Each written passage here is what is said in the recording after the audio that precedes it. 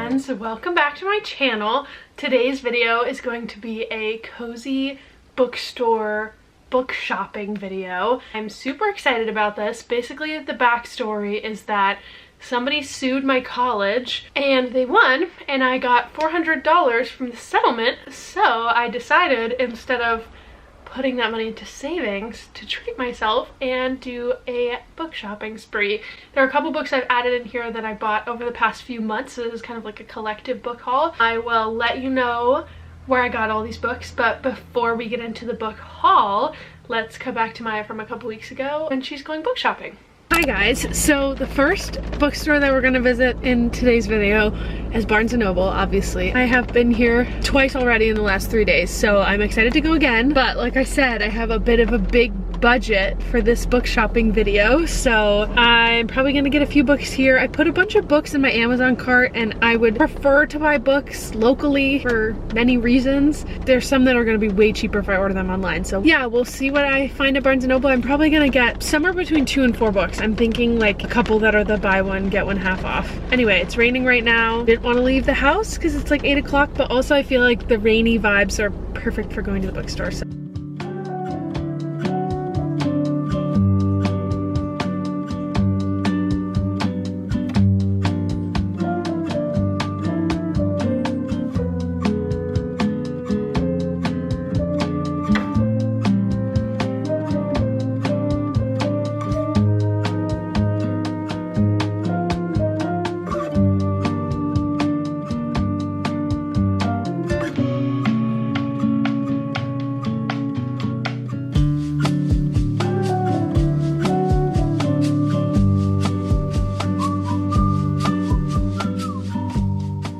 hi friends, I am downtown right now. I have book club in like 20 minutes, so I'm going to go into at least one bookstore now, maybe both, and if I can't get to the second one, then I will just go after book club. There are 2 bookstores downtown that I really want to go to, and then one of them just moved. I'm very excited to see what that new space looks like because it just opened. I still have like my list of books that I'm looking for, and then whatever I don't find tonight, I don't think I'll buy tonight. There's one more like used bookstore I'm gonna visit this weekend, and then I will do like an Amazon order for the other ones. That's where we're at right now. Just wanted to give you a little update. I will film some clips on my phone while I'm in there, and those are all the updates I have for right now.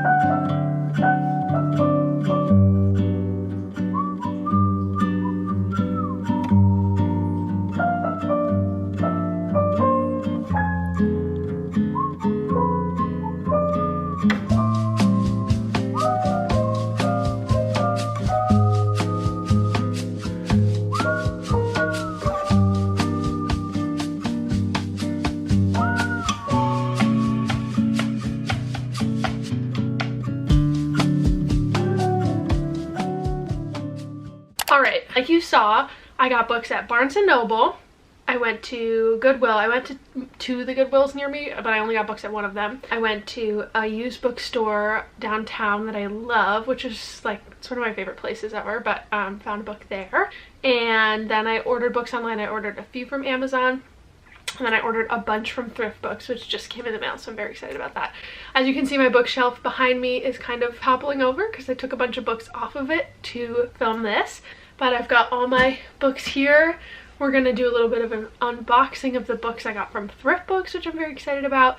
And let's just start going through the stacks. Let's start with my Barnes & Noble stack first. The first 2 books I got from Barnes & Noble was a box set of 6 of Crows. This is one of my favorite series ever, and I read Throne of Glass this summer, and afterwards I was like, I really should reread 6 of Crows. Like, the characters in Throne of Glass really reminded me of the 6 of Crows characters, like the found family and the quest sort of stuff. So I bought this in the box set thinking that I wouldn't have the stupid unremovable Netflix print. I wanted to have my own copies of these because I love these books so much. So I got these. I will be rereading them sometime this fall, I think. and I'll be able to underline tab and stuff. So the next book I got at Barnes & Noble was Billy Summers by Stephen King. I've never read anything by Stephen King, but fun fact is that I went to middle school with his grandsons. I grew up in New Hampshire and Stephen King is from Maine. So anyway, I feel like it's like rite of passage as a New Englander, but also as a reader. Like, I should really be reading Stephen King, but I've seen this one recommended by a lot of people on the internet. I keep checking it out of the library and not reading it, so I figured if I bought it, then maybe I would read it. Next, I got In the Lives of Puppets by TJ Klune. Look at these sprayed edges. I am so excited about this book. TJ Klune is one of my favorite authors, I would say. Like, the other two books I read by him I really enjoyed. He has such a whimsical way of writing, and I've heard this one is very sci-fi compared to his other books, but I'm super excited about it. The next book I got, which is on my top TBR for 2024, is The Nightingale by Kristen Hanna.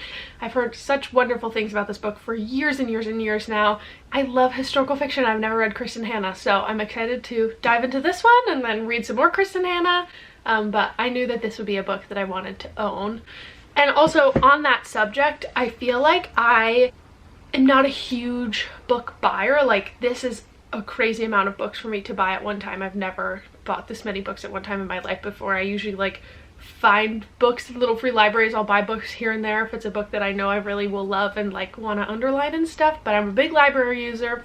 But as I have more disposable income, I find it more exciting to buy books, and I also love buying books that I think I will really, really love and want to keep and pass on to friends and stuff. So that's why I decided to buy all these books, because I feel like they're books that I've been wanting to read for a while that I think I'm really going to enjoy. The last book I bought at Barnes & Noble is Ta-Nehisi Coates' The Water Dancer, and I started reading this from the library, and one chapter in I was like, I need a pen, I want to underline, and so I went and bought it that night instead of reading the library copy. So I'm very much looking forward to getting into the writing here. It sounded so beautiful from the first couple chapters. And then next, from a bookstore downtown, which just moved to a new location, as I said, which is so exciting, I got Good Omens by Terry Pratchett and Neil Gaiman. This is on my top TBR for 2024, and it's my book club pick for September. I read another Neil Gaiman book in December, and I really enjoyed his writing, and Terry Pratchett is like my dad's favorite author, so I think this one will be very good. Next, we'll go through the few I got from Amazon. These were ones I didn't find on Thrift Books and bought them on Amazon because they were cheaper than Barnes & Noble. But the first book is The Mountain and the Sea. Also, beautiful sprayed edges on this one. The main reason that I put this on my TBR is because the cover is so cool. It's like one of the coolest covers I've ever seen. The next book I got is Mistborn, which is the first book in the Mistborn trilogy. This is where people recommend you to start in the Brandon Sanderson Cosme or whatever. Never read any Brandon Sanderson, but I've heard wonderful things, and I feel like as an enjoyer of fantasy, he's a guy that I should start getting into some more. The last books that I ordered from Amazon is the Poppy War trilogy. Let me break this open. I was waiting to film this to open this. I have read R.F. Kuang's other two books, and Babel was honestly probably the best book I've read this year. It was so well done. Yellowface was also phenomenal. I loved it. I think R.F. Kuang is a genius, and I'm very excited about reading this trilogy. I think it's so cool that she's been able to write like a trilogy that's very high fantasy from what I've heard, a book that's like historical fantasy, and then a book that's like completely lit fiction. I think it's super amazing as an author to be able to have that kind of range, so I'm looking forward to reading that. Those are her first books. I think she wrote The Poppy War when she was like 16 or something, so she's only like 26, which is crazy. Next, I'm going to show you the books that I thrifted in person. The first one is The Fault in Our Stars. I haven't read this since middle school, but I've been thinking about a lot of the books that I read in middle school and while I was younger, and this one was so important to me as a kid, so I saw this and it was only $2, so I figured I had to have it. And then I got Tracy Kidder, Mountains Beyond Mountains. Pretty sure it's a biography about a doctor. Somebody that I went to school with recommended this to me and said it was fantastic, and it's been on my TBR since then, and I saw this and decided to buy it because it was on my TBR. The next two books I picked out because they are part of the New York Times 100 Best Books So Far of the 21st Century. It's an interesting list. They did that one based on like authors and critics ballots, and then they did another one based on like reader's choice. I saw somebody on YouTube recommend this book. It's called Outline by Rachel Cusk, and I've heard it has beautiful writing. The thing that's so fun about this one is it's pre-underlined. I love reading other people's underlining in books. It's fun to see like how people enjoy books differently, but there's that one. And then A Visit from the Goon Squad by Jennifer Egan. I read the synopsis of this and it's about like a rock band, maybe from the 80s, and it sounds really fun. And then last but not least, we have my box of books from Thrift Books. Actually, I take that back. This is not from Thrift Books. I keep saying that. It's from Better World Books. I got, I think, 8 or 9 books for $46. And I got like 3 books at Barnes & Noble for that price. So, and I don't mind having a used book. Like, I'm not one to be like very particular about a nice, fresh, pristine book, because the reason I buy new books is so that I can underline them anyway. So that's my little spiel on buying books secondhand, but we'll unbox these together, see what sort of quality they are, and we'll find out if I recommend them or not. First book is The Rose Code by Kate Quinn. I've had so many people recommend this to me as like a really like gripping, fun historical fiction read, and I'm looking to read more historical fiction, especially in the fall and winter time. So I've had this one on my list for a while. Looks like somebody loved this book, but like I said, not a problem for me. Oh my god, also I forgot, okay, pause. The book that I got at the used bookstore downtown is called The Library Book, and it's a mystery about this library that caught on fire in 1986 in LA, and it looks like it's told like through stories, but then there's photos. I think there's like news clippings in here, reports, book lists, like all sorts of interesting stuff. I'm unclear on if this is a fiction book or a non-fiction book. I think this one will be really cool though. I really love reading books about books. Next book in this box is Killers of the Flower Moon by David Grann. I read The Wager earlier this year for my book club, and it was so good. Like, so well written, so fascinating for something that I like wouldn't normally be interested in like a non-fiction context, but he did such a great job like telling the narrative story of it that it was just so enjoyable. And this one, yeah, David Grann is such a great storyteller, especially for like non-fiction. The next book I got is another Kristen Hanna book, Firefly Lane. Just have heard great things about Kristen Hanna. I'm excited to read lots of her books. The next book I got is Beloved. I have never read anything by Toni Morrison. It has to be done. Like, these are just like, there are some authors that you just need to read books by. And this is on my top TBR for 2024, which means now I think I own every book on my top TBR that I haven't read yet. So it will be done. I'm only like 6 or 7 books away from finishing it, I think.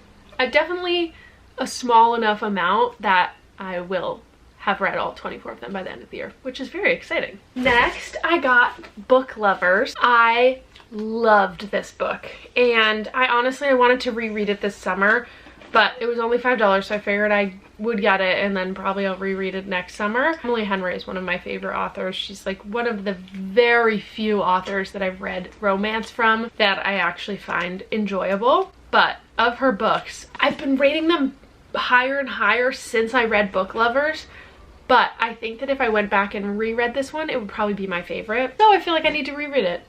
I just love this one because there was such a good sister friendship relationship in this book, and I really connected with that because I have a sister. So okay, next book I got is Lincoln and the Bardo by George Saunders. I think this is also on the New York Times top 100 list, and I think the reason that I'm interested in this book is because I listened to a podcast episode about it. This one is a story about Lincoln, but it looks like it's told in a very interesting way. Like, see how there are a bunch of different lines?